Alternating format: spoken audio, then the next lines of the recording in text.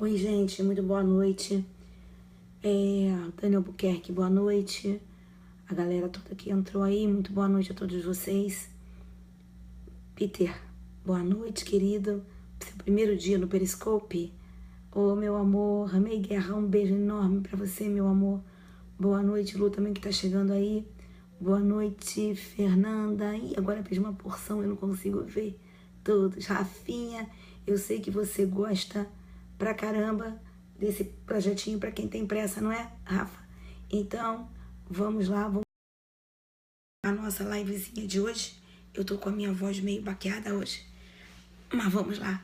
Primeiro dia, seu querido, boa noite, muito prazer, viu? Seja muito bem-vindo aqui. Pessoal de Três Lagos, a Fernandinha Gomes, o Kleber Barros, querido, um beijo no seu coração. Kleber, um beijo, meu querido, que Deus abençoe você. Um beijo, meu amor. Jennifer, querida, um beijo. Vamos lá, vamos começar o nosso projeto. Olhem só, nós vamos ter um feriado, Lua, nós vamos ter um feriado aí, não é? Tá nevando em Curitiba, ou quase nevando? Eu imagino, cara, eu imagino que sim, eu imagino que esteja, tá? Olha só, eu imagino que Curitiba é frio, né, cara? Curitiba é bem frio mesmo. Mas vamos lá, Felipe do Rio de Janeiro vai fazer Delta Acre, então ótimo, Felipe, fica aí de olho, porque nós vamos fazer daqui até segunda-feira. Eu combinei o seguinte, nós vamos fazer, já chamando vocês, para que vocês participem, porque eu vou fazer 100 dicas para... Obrigada, minha linda. Vou fazer 100 dicas para a galera que vai fazer provas por esses dias. Pessoal, na semana que vem vai fazer prova para Delta Acre, né? Então, já serve pra caramba pra galera do Acre que vai fazer prova.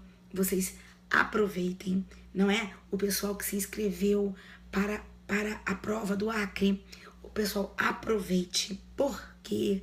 Porque o número de inscritos foi um número bem pequeno se nós compararmos com os demais concursos, certo? Então isso mostra que o pessoal que está fazendo essa prova é um pessoal que quer ficar aí ou lá, um pessoal que quer de fato, que tem interesse de fazer essa prova. Então você que é daí da região, cara, você não pode deixar você não pode, pessoal de Recife também, então o pessoal que fez não pode deixar de perder, não pode perder as oportunidades, certo, gente? Não pode. Depois tem Delta Mato Grosso também em julho, eu sei, dia 8, tô sabendo. Então vocês não podem perder.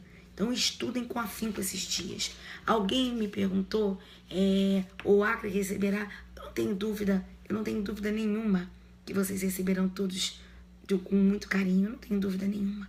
Vocês são muito especiais. Agora, alguém me perguntou aí se serão dicas aleatórias. Vejam só o que eu resolvi fazer para essa nossa revisão. Olha, vocês vão te convir que eu jamais teria como ter, né, Rafinha? Eu jamais teria como... Foi você, Rafa. Então não vão ser leis, não, Rafa. Vai ser tudo. Mas como, querido? Olha só. A questão, por exemplo, da parte geral. Eu vou tentar seguir uma sequência de como a matéria é explicitada na parte geral. Sabe, Rafa? E pegando aí as questões que eu entender mais importantes ou questões que de repente vocês não vejam. Oh, meu amor, muito obrigada pelo carinho. Que vocês não vejam com muita frequência. Tá bom, queridos? Então vamos lá. Então vamos começar da nossa dica de número 1. Vai ter parte geral, Rafa? Com certeza. Hoje nós começamos com parte geral. Tá bom? Então vamos lá. Dica de número 1. Certo? Pessoal do Maranhão, vai ter prova da FGV aí, né? Isso mesmo, Ana, um beijo enorme pra você, meu amor. Fiz a prova com carinho, hein? Isso, meu bem, que coisa boa. Então vamos lá. Dica de número 1. Normas penais incompletas ou normas penais imperfeitas, galera de Anápolis, Goiás. O que são elas? Nós sabemos que as normas penais, elas têm um preceito primário e um preceito secundário. Imagine, por exemplo, o artigo 121 do Código Penal. Qual é o artigo primário? Boa noite, Burê. Um beijo enorme para você, meu amigo querido. Sigam aí o professor Aurélio Burê, um excelente professor de Direito Civil. Vamos lá. Então, as normas penais, elas têm um preceito primário, elas têm um preceito secundário. Imaginemos, por exemplo, o crime do artigo 121 do Código Penal. Matar alguém, é o preceito primário, onde nós temos a descrição legal da conduta incriminada. E aí vem lá, pena, 6 a 20 anos de reclusão. Isso é o preceito secundário, também chamado preceito sancionatório. O que é que são normas penais incompletas ou imperfeitas? São aquelas em que o preceito sancionatório não está na norma penal.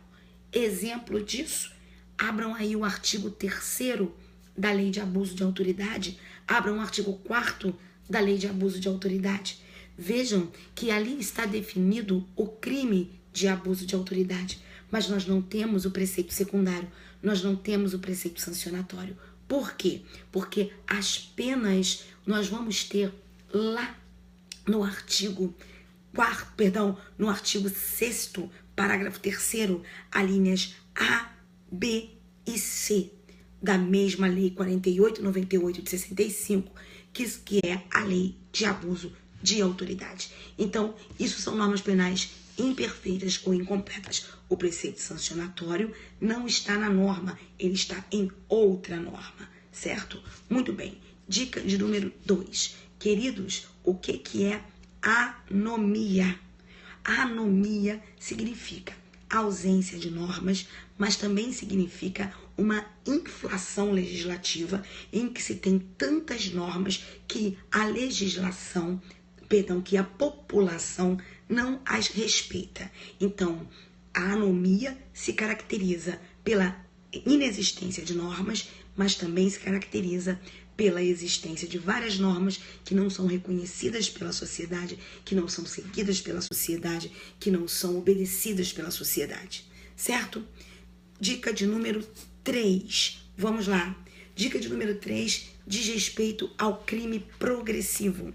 O que é o crime progressivo? O crime progressivo acontece quando o agente, para alcançar determinado resultado, ele necessariamente produz outro necessário antecedente e de menor gravidade, evidente, sem o qual ele não conseguiria atingir aquele resultado final que ele quer. Um exemplo de crime progressivo. Para eu matar alguém, eu preciso provocar lesões nesse alguém. Então, a lesão é perfeito. A lesão, nesse caso, é o resultado menos grave, sem o qual ele não atingiria o resultado mais grave que, desde o início, ele quis atingir. Preste atenção para isso que eu falei. Desde o início, no crime progressivo, o agente, desde o início, ele quer o mesmo resultado. Ele tem o mesmo escopo. Ele quer atingir aquele resultado lá da frente. Só que para atingir aquele resultado lá da frente, ele precisa antes produzir outros menos graves, sem os quais ele não produziria lá da frente. Então, é o exemplo da lesão no homicídio. Perfeito. Presta atenção. Tu sabes como é o nome desse crime pelo qual ele passa para chegar até o resultado mais grave? É o chamado crime de ação de passagem. Anota aí, é o crime de ação de passagem. Essa questão, se cair em prova, muita gente não vai saber. Se perguntar o que é crime de ação de passagem, é aquele pelo qual ele tem que passar no crime progressivo para alcançar o resultado mais grave que ele sempre quis alcançar. Certo, queridos? Muito bem. Agora, dica de número 4. O que é isso aí? Muito obrigada, Felipe. Crime de ação de passagem. Agora, o que é a progressão criminosa? Veja, diferente do crime progressivo, no crime progressivo em que o agente, desde o início, tem o mesmo escopo, querendo atingir o resultado mais grave, ele quer, desde sempre, ele quer a mesma coisa. Então, por exemplo, ele quer matar no crime progressivo. Só que para matar, repito, ele vai ter que lesionar.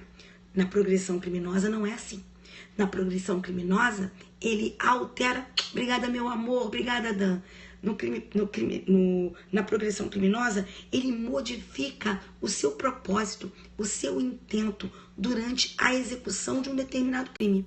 Então, por exemplo, vamos imaginar, ele quer causar lesão corporal, certo? Ele quer causar lesão corporal, ele começa a lesionar a pessoa, só que no meio do caminho ele resolve que ele vai matar. Ele altera o ânimo, ele resolve que vai matar. Isso é um exemplo de progressão criminosa. Você está vendo que é diferente da dica de número 3 do crime progressivo? Porque no crime progressivo ele, ab início, queria matar. Lembra? Então é diferente progressão criminosa de crime progressivo, tá? No crime progressivo, ele começa querendo alguma coisa, depois ele altera o ânimo, mudando o seu dolo, alterando o seu intento, querendo um resultado mais grave, certo? Agora você vai anotar aí a dica de número 5. Tanto a progressão criminosa quanto, perfeito, tanto a progressão criminosa quanto o crime progressivo, eles se resolvem pela consunção. Ou seja, o menos grave fica absorvido pelo princípio da consunção. Tanto o crime de ação de passagem, Carol, tanto o crime de ação de passagem no crime progressivo, quanto o crime que ele inicialmente quis na progressão criminosa. Eles ficam absorvidos, por serem menos graves, pelo princípio da consunção. Ok? Muito bem. Agora, a dica de número 6, não é? Dica de número 6. O que eu quero dizer com a dica de número 6? Queridos, vamos imaginar uma coisa. Vamos imaginar que uma determinada pessoa, para exercer uma determinada atividade profissional, por exemplo, ele queria trabalhar como advogado, certo? E aí ele, para trabalhar como advogado, o que ele fez? Ele usou um documento falso. Ele usou um documento falso para exercer ilegalmente a profissão. Quero só colocar uma coisinha aqui para vocês. Exercer ilegalmente a profissão pode ser crime ou contravenção. Só que só vai ser, Carolzinha, crime se a pessoa fizer um exercício ilegal de profissão de médico, de dentista, não é assim? Queridos, ainda tá aí? Então vamos lá. Só é crime nos termos do artigo 282, tá certo? Nas outras situações, eu tenho contravenção. Então, se a pessoa exerce ilegalmente a profissão de médico, isso é crime. Mas se a pessoa exerce ilegalmente a advocacia, isso não é crime. Isso é contravencional, nos termos do artigo 47 da Lei de Contravenções. Não esqueçam isso, tá certo? Então, profissão de médico, dentista, farmacêutico, crime no 282. Outras atividades profissionais, exercício legal é contravenção. Então, vamos imaginar a seguinte situação. A pessoa usa um documento falso para exercer ilegalmente uma profissão que não seja a profissão de médico, dentista, farmacêutico. Então, ela usa um documento falso para praticar uma contravenção. Obrigada, Felipe, a contravenção do artigo 47. Meus alunos são um espetáculo, olha que espetáculo, né? Muito obrigada. Então, ele usa um documento falso para praticar a contravenção do artigo 47, certo? Será que o uso do documento falso, por ter sido meio para o exercício da contravenção, pode ser absorvido pela contravenção? Eu tenho isso? Eu posso? Não posso, não. Isso não é caso de utilização da súmula 17 em absoluto. O crime não pode ser absorvido pela contravenção. Anota aí, inclusive o HC, em que 2014 o Supremo Tribunal falou isso. Me ajudem aí, meus amores. O 121.652, oriundo de Santa Catarina. 121.652 de Santa Catarina. Decidido em 2014, salvo o melhor juízo, pelo Supremo Tribunal Federal. Ok? Então, não posso ter absorção de crime por contravenção. Joia, queridos? Muito bem. Essa foi a dica de número 6. Você não vai usar como alguém falou aí a súmula 17, não, hein? Agora vamos lá. Como é que pode a contravenção absorver crime se a contravenção é um minus com relação ao crime? Vamos lá. Eu voltei aí o concurso. Vamos lá. Agora a questão de número 7.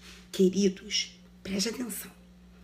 De acordo com o sujeito que realiza a interpretação, ela pode ser uma interpretação autêntica, ela pode ser uma interpretação doutrinária, ela pode ser uma interpretação judicial, ok? A gente não aprende isso? Perfeito. o que eu quero saber de vocês é o seguinte. E a exposição de motivos? A exposição de motivos, em que você tem lá a explicação da lei, que é feita pela comissão que elaborou o projeto. Isso é interpretação autêntica? Será que isso pode ser considerado interpretação autêntica? Claro que não. A natureza jurídica é de interpretação doutrinária. Muito bem para quem aí falou. E por que a exposição de motivos não é interpretação autêntica? Tem uma porção de coisa na internet dizendo que interpretação de motivo é interpretação autêntica. Gente, a interpretação autêntica é a que consta do próprio corpo da lei, feita pelo legislador. Veja, não há, nesse caso da exposição de motivos, interpretação autêntica. Por quê? Porque, que pese a exposição de motivos ser uma justificativa dada pelos membros da comissão que elaborou lá o projeto, que combinou com a lei, ela não foi objeto de debate pelo Poder Legislativo, ela não foi votada pela Câmara, ela não foi votada pelo Senado, ela não foi sancionada pelo Presidente da República, então ela não é lei, tá certo? Então ela não é lei, de sorte que eu digo que isso é interpretação doutrinária. Ela não é votada pelo Congresso, ela não é sancionada pelo Presidente da República, então a exposição de motivos, ela não pode ser considerada interpretação autêntica se ela não é levada à votação pelo Congresso Nacional e sancionada, tá certo? Porque a interpretação autêntica é aquela que consta do próprio corpo da lei, que foi discutida, votada, aprovada, sancionada. Joia? Muito bem. Dica de número 8. A questão das súmulas. Se perguntassem para vocês o que é uma súmula suasória, o que você diria? O que é uma súmula suasória? E a quem ela vincula? Vamos lá. Alguém saberia essa? Quem sabe o que são súmulas suasórias e a quem elas vinculam? Nunca ouviu falar? Cara, você já ouviu falar assim com outro nome. Sabe o que significa? São as súmulas persuasivas. São aquelas que não são vinculantes, certo? Não são as vinculantes, tá? As súmulas vinculantes, elas a todos vinculam. As súmulas suasórias ou persuasivas, elas não são súmulas vinculantes. São aquelas súmulas que cristalizam, que caracterizam a jurisprudência cristalizada de um tribunal, que caracteriza aquilo que o tribunal reiteradamente julga a respeito de uma determinada matéria e que, na verdade, elas vão inspirar os intérpretes, certo? Na hora da aplicação da lei. Mas elas não vinculam ninguém. Elas não vinculam nem mesmo os ministros da corte que as editou. Entendeu? Nem mesmo os ministros da corte que editou as súmulas, entendeu? Eles estão vinculados à súmula. Perfeito. As súmulas do STJ são súmulas persuasivas ou suasórias. Tá bom, querido? Isso aqui, ó, suasória. Exatamente. Tá ok? Então, são aquelas que, embora signifiquem a reiterada jurisprudência do tribunal, a cristalização da jurisprudência do tribunal, elas não vinculam juízes, desembargadores e nem mesmo os ministros do tribunal que a editou. Tá ok? Muito bem. Agora, item de número 9. Dica de número 9. Tá certo? Isso. Vamos lá. Interpretação analógica. O que significa interpretação analógica e qual é a diferença entre a interpretação analógica e a analogia? Queridos, na interpretação analógica, sabendo que seria impossível falar na lei de todas as hipóteses semelhantes, o legislador começa falando casuisticamente de algumas hipóteses, dá para essas hipóteses uma determinada solução e ele diz, quero que tu apliques, intérprete, esta solução a todos os casos semelhantes. Então, na interpretação analógica, o legislador fala de um determinado caso concreto, de uma determinada situação, dá para aquela situação um resultado e determina que se aplique aquela solução, aquele resultado a todas as situações semelhantes. Alguém colocou aqui perfeito o artigo 121 do Código Penal. O artigo 121 do Código Penal, na parte das qualificadoras, ele fala da questão do meio, do homicídio qualificado. E aí, ele, quando fala do homicídio qualificado, ele fala dos motivos que qualificam o homicídio. E dentre os motivos que ele fala que qualificam o homicídio, ele cita o motivo torpe. Aí ele começa assim, ó. Se for praticado mediante paga ou promessa de recompensa ou por qualquer outro motivo torpe. Quer dizer, ele diz que a paga, que a promessa de recompensa, caracterizadoras do homicídio mercenário, ou qualquer outro motivo tão abjeto quanto torpe, vil, repugnante, deve merecer a mesma solução. Não vai ser uma pena de 6 a 20, como no caput. Será uma pena de 12 a 30, como no parágrafo. Ele faz a mesma coisa no inciso 3. Quando ele fala, quando o homicídio é praticado mediante veneno, fogo, asfixia, não é? Ou qualquer outro meio insidioso, cruel, ou de que possa resultar perigo comum. Quer dizer, ele diz, o fogo, a asfixia, o veneno, eles qualificam. E eu quero que também se considerem qualificadoras todos os outros meios cruéis, todos os outros meios insidiosos e de que possam resultar perigo comum, como acontece com eles. Tá certo? Então, interpretação analógica. Agora, e na analogia? Na analogia, o que se tem é uma lacuna. O que se tem é um vazio. A lei não falou daquele caso concreto, mas a lei falou de uma hipótese semelhante e deu solução para essa hipótese semelhante.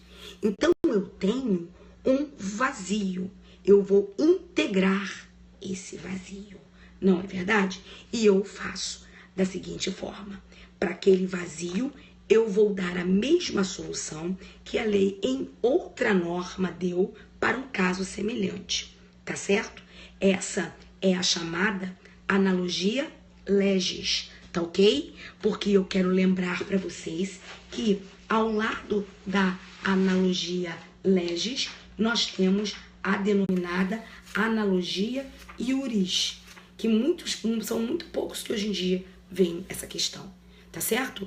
Iuris, com I, tá certo? Então, o que seria essa analogia iuris? Nessa analogia iuris serão usados, quer dizer, não vou usar a lei, eu não vou usar uma norma legal, eu não vou usar uma norma trazida pela lei que fala de casos semelhantes. Eu tenho uma lacuna e eu vou, para integrar esta lacuna, usar os princípios gerais do direito, tá certo? E para poder integrar, para poder fechar essa lacuna existente, tá? Eu agora tô aqui na qual, gente? Então, analogia legis e analogia iuris. Você veja que na interpretação, o legislador, ele pensa nos casos semelhantes, ele se vê incapaz de dispor sobre todos eles e ele determina que você use a mesma solução para todos os casos semelhantes. Agora, quando se trata da analogia, ele nem falou do caso. Então, ele deixou um buraco sobre esse caso semelhante. Você é que vai buscar um outro na lei e vai aplicar a mesma solução àquele caso semelhante. Tá certo? Muito bem. Agora, gente, eu tenho que colocar um negócio meio longe de mim, porque senão eu não consigo enxergar todo esse problema, tá? Então, vamos lá. A dica de número 10, a nossa última dica de hoje, a dica de número 10. Quais são as é isso, a interpretação analógica é interpretação, analogia é integração. Isso, analogia iuris é aquela que se faz com a utilização dos princípios gerais do direito. Supre-se a lacuna com os princípios gerais do direito. ok? Mas vamos lá. Agora vamos falar das 4 funções, as 4 funções do princípio da lesividade, ok? Vamos lá.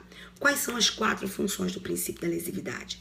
Primeira função, proibir incriminação de atitudes internas. Atitudes internas não podem ser incriminadas, certo? Segunda função do princípio da lesividade. Não podem ser incriminadas condutas que não extrapolem o âmbito do próprio autor, do próprio agente. Aquelas condutas que o agente pratica e que ficam na sua própria esfera não podem ser consideradas condutas típicas. Por isso que quando eu me autolesiono, eu não tenho crime de lesão corporal, porque eu não posso estar sendo considerada alguém que pratica uma conduta típica se eu pratico uma lesão contra mim mesmo, certo? Então é por isso que a autolesão corporal não é conduta criminosa. Mas, por exemplo, e se eu me autolesiono e bato a porta da seguradora para pedir o prêmio de seguro? Aí a minha conduta é típica. Por quê? Porque aqui ela entrou, não é só se for fraude de seguro. Não pense assim, Stefano. Pense, não é só se for, tá? Olha só, vou voltar aqui à repetição. Cuidado com essas frases feitas e essas coisas fechadinhas, porque elas podem acabar te levando a um equívoco. Quer ver como eu vou te mostrar isso? Ó, então, se eu me autolesiono, isso não pode ser lesão corporal, porque eu não posso praticar um crime contra mim mesma. Eu identifico o bem jurídico. Qual é o bem jurídico tutelado na lesão corporal? A integridade física. Se a integridade física é o bem jurídico tutelado, eu não posso praticar um crime contra a minha própria integridade física.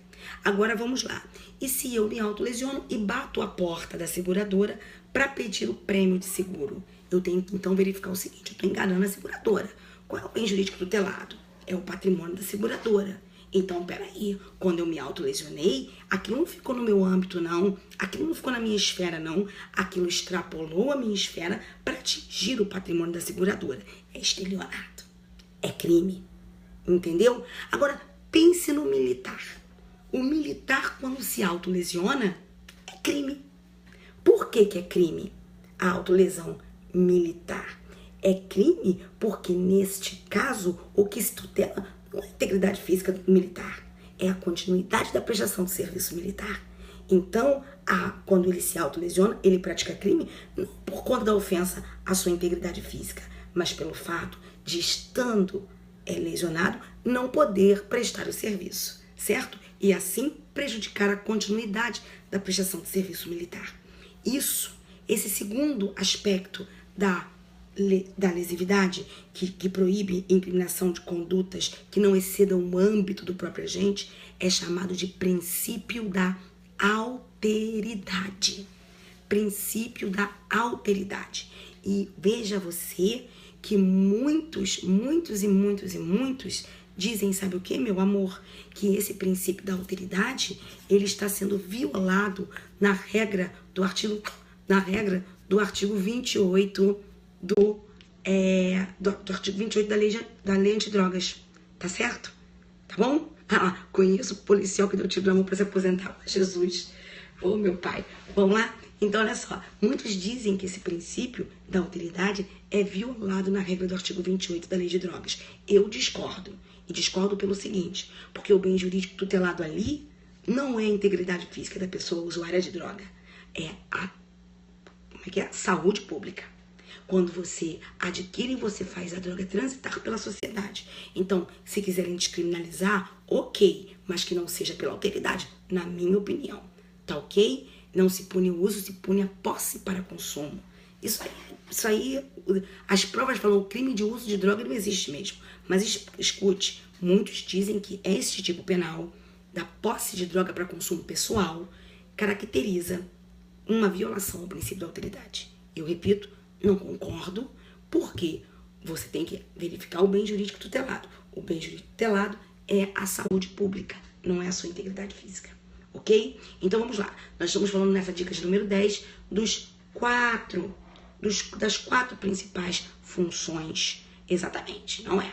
Das 4 principais funções do princípio da lesividade. Primeiro, proibir a incriminação de atitudes internas. Isso, inclusive, caiu na prova do Pará, com aquele negócio que o cara aqui odiava judeus, mas ficava tudo com ele mesmo, nunca externou isso para ninguém. Lembra disso? Segundo, a questão de proibir incriminações que não excedam o âmbito do próprio agente, no que diz respeito à alteridade. Terceira, a proibição de incriminação de simples estados ou condições existenciais. Ninguém pode ser considerado criminoso ou considerado praticante de uma conduta típica pelo que é, mas pelo que faz. Então, estados existenciais, condições existenciais não podem ser objeto de tutela penal. Óbvio, exatamente. A pessoa ser punida porque é mendigo. Isso é inequivocamente algo que afeta a lesividade. E uma quarta função, não é? Isso é uma quarta função de proibir incriminação de condutas desviadas que não afetem qualquer bem jurídico. Então, essas são as 4. Tá certo, queridos? Então, meus amores do coração, qual foi a pergunta aí que colocaram? Sim ou não? Quais são as... Olha, quem colocou aí sim ou não vi a pergunta, tá? Então, queridos, essas foram as dicas. Essas foram as dicas que foram dadas hoje. Foram 10 dicas das 100 dicas. Nós temos mais 90 dicas. E eu vou seguindo de hoje até a segunda-feira. Nós vamos fazer 100 dicas até segunda-feira. Tá bom, beautiful people? E a gente vai voltando aqui para falar sobre isso, tá? Muito obrigada pelo carinho de vocês. Que vocês continuem assim maravilhosos como vocês são. Continuem aí estudando até a prova. Vamos lá, continuem mesmo até a prova estudando, tá joia? Que nós vamos conseguir partir o Acre, vamos passar nessa prova, tá bom, queridos? Ó, um beijo. A terceira, meu amor, a terceira e a quarta fala sobre crime progressivo, tá bom? Crime progressivo e progressão criminosa. Um beijo, que nosso Senhor Jesus Cristo ilumine, abençoe e guarde todos vocês, tá bom, queridos? Um beijo, beijo, beijo. Tchau. Se Deus quiser, 90 caíram na prova, meu Deus.